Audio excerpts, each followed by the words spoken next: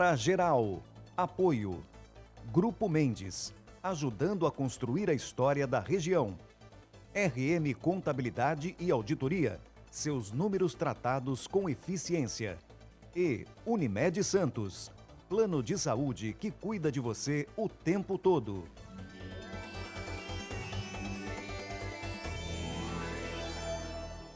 Bom, amigos, a partir de agora, mais uma edição do Hora Geral. Não se esqueça que eu estou com você. Uma data importante, um 7 de setembro, de muitas comemorações. E eu fiz questão de convidar para participar do Hora Geral o Rafael Nogueira, ele que é secretário nacional de Economia Criativa, historiador, santista e vai poder colaborar com o seu conhecimento numa data importante. Por que importante, amigos do Hora Geral? Um 7 de setembro, onde comemoramos o bicentenário da independência do Brasil, né? O centenário do rádio, esse meio de comunicação que atinge todas as massas, a importância da José Bonifácio, de Dom Pedro, que passam aqui pela nossa cidade de Santos. Enfim, é uma data para que o brasileiro possa estar contente pela nossa independência. Obrigado, Rafael, pela participação e atenção aos amigos do Hora Geral. Eu que agradeço o convite, Douglas. É a data mais importante do Brasil, a data mais importante da nacionalidade, porque foi nela que foi consolidada a nossa independência, ou seja, a nossa trajetória sozinhos. É bem verdade que o Brasil, antes da independência, já era um reino. O Brasil foi elevado a reino por Dom João. Então, nós vamos ter com Dom Pedro o caminhar sozinhos, a separação, a secessão, a devida, digamos, independência. E a data do 7 de setembro, muitas pessoas questionam, porque é uma entre muitas de um processo de independência, mas é a mais importante, não só por ser a favorita de Dom Pedro, mas por ser a mais decisiva e, ao mesmo tempo, porque o 7 de setembro foi escolhido no Congresso em 1826 como a data principal, entre várias outras, para celebrar a independência do Brasil. Rafael, você sabe que não tem como a gente fugir de assuntos políticos e você tem total liberdade de opinar, porque eu nunca censurarei os meus convidados aqui no Hora Geral.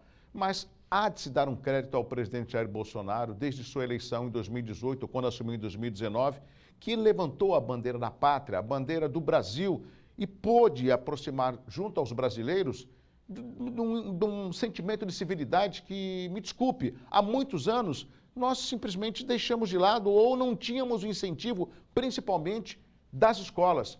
Como que você vê esse 7 de setembro das manifestações e da participação da população e das famílias nos desfiles cívicos militares? Isso é um ganho para o Brasil, é um ganho para as famílias, é um ganho para gerações futuras, porque a memória é um dos fundamentos da identidade. Aquele que não lembra quem ele foi nos dias anteriores, ele não sabe para onde ele está indo, ele não sabe quem ele é.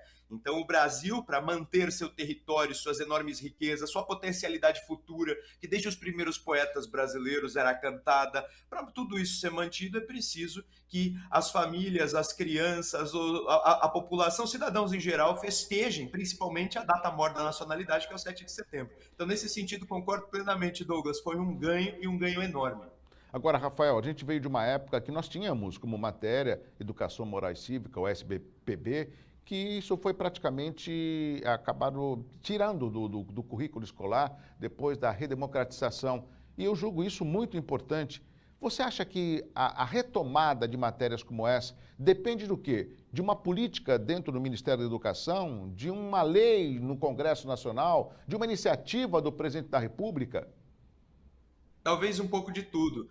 Como eu estou na cultura e não na educação, não conheço todos os meandros para a gente poder instituir uma disciplina em sala de aula. De qualquer maneira, pela cultura, festejando mais o 7 de setembro, por exemplo, nós da nossa secretaria estamos promovendo os fogos em Brasília, da passagem do 6 para o 7, à meia-noite. Meia-noite e 1 segundo começa um estourar de fogos, um show de fogos de artifício em Brasília, à frente da torre. Ao mesmo tempo, nós estamos promovendo um concurso literário de grande proporção, em que vai ter uma série de categorias. Nós vamos ter romance, conto, crônica, HQ. Então é preciso, pela cultura também é possível resgatar aí a memória, a importância do 7 de setembro e revitalizar o patriotismo. Agora, é claro que nas escolas os professores também podem ter um pouco mais de respeito pela nossa história e pelos nossos heróis, porque só ficar levantando todos os problemas do país não é ser justo com o país. O país tem problemas, mas também tem uma história muito bonita, talvez a mais bonita entre todos os países. Claro, sou brasileiro, sou patriota, sou suspeito para falar disso. Mas é preciso resgatar também os nossos exemplos de virtude, de coragem, de sabedoria. E isso aí está em falta. Rafael, na época, me corrija, não tinha o título de chanceler, mas eu diria que o grande chanceler foi José Bonifácio de Andrade Silva, né? O papel dele, né, com relação à independência do Brasil. E nós estamos no bicentenário da independência. Eu, como santista, sinto que nós estamos devendo uma atenção, um prestígio, um valor, né, a esse grande patriarca da independência. Eu queria que você falasse um pouco da importância dele na independência do Brasil. A importância do José Bonifácio é inquestionável. Ele foi um dos primeiros a lutar pelo Fico, pelo Dia do Fico. Ele enviou uma carta a Dom Pedro Aleu, ficou no Brasil quando as cortes de Lisboa queriam obrigá-lo a retornar e, ao mesmo tempo, nomeou logo em seguida José Bonifácio ministro. José Bonifácio, depois da independência, foi o primeiro a brasileiro, na verdade até antes, primeiro brasileiro a se tornar ministro, e depois da independência foi o primeiro a assumir esse cargo que você chamou muito bem de chanceler, que seria uma espécie de ministro das relações exteriores da época, mas também ele era ministro do interior, era uma espécie de super-ministro. O seu outro irmão, Martim Francisco, foi ministro da Fazenda, mas José Bonifácio, sem dúvida, deu todas as diretrizes naquele primeiro ano e meio de primeiro reinado e de Brasil independente. Santos é uma cidade que, em alguma medida, reconhece José Bonifácio. Nos monumentos, temos Praça dos Andradas, nós temos o grande monumento da Independência na Praça da Independência, a Praça José Bonifácio, e, ao mesmo tempo, no 13 de junho, existem sempre aqueles que lutam para que essa data seja lembrada. Então, Santos tem isso, mas dá para fazer mais. Eu sei que agora, nas celebrações, no contexto das celebrações, será inaugurado aí um memorial José Bonifácio. Ao mesmo tempo, nós teremos a possibilidade de contar com uma estátua nova de José Bonifácio, bem modernizada, mas ainda assim não é suficiente. Nós precisamos não só deixar uma matéria-prima de estudos, mas fomentar, cultivar, elevar, chamar atenção para isso, para que os santistas conheçam o seu mais nobre filho, irmão. Tá certo. Rafael, só peço a licença rapidamente, porque hoje é dia de seguro geral. Nós vamos chamar rapidamente o nosso corretor de seguros, que é o Paulo Sérgio, e tem uma das indagações mais solicitadas através do WhatsApp do Hora Geral, que é o 981701434, com relação à contratação de um seguro, né, preocupado em algum dano, como, por exemplo, incêndio. Nós temos visto muitas ocorrências de incêndios em residências. Paulo Sérgio, você poderia explicar um pouco mais aos amigos do Hora Geral como contratar um seguro para que você tenha certeza que estará amparado caso um dano maior, como um incêndio, ocorra? Olha, meu amigo Douglas, existem muitas dúvidas realmente na hora de contratação de um seguro de incêndio, não é? E realmente essa é uma delas, né? Eu não sei qual valor eu contratar, é o valor do imóvel? Não é, né? Para isso existem os profissionais corretores de seguros, existe a regional corretora de seguros, que vai passar para você a sua informação de acordo com a sua necessidade, né, com o valor do seu bem, que não se contrata, olha, eu tenho um imóvel de 500 mil, é 500 mil que eu tenho que contratar de incêndio? Não, é menos, né? Existe mais o conteúdo, que é os seus eletrodomésticos, enfim. Existe uma gama de fatores aí para a gente poder calcular esse seguro. Então, existe muitas dúvidas que os segurados, obviamente, não têm o conhecimento técnico para esse fim, né? Absolutamente normal. Eu costumo comparar que quando a gente precisa de algo que é um direito nosso, a gente procura um advogado, porque é ele que vai nos passar.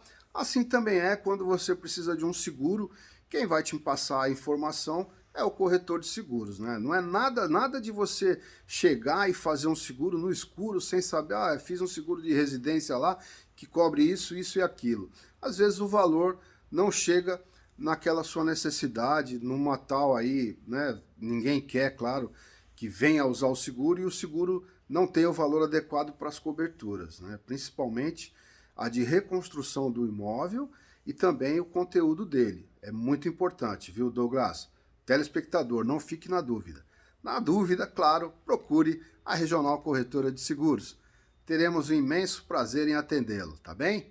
E não se esqueça, eu sou o Paulo Sérgio, seu corretor de seguros, pro Hora Geral. Até a próxima!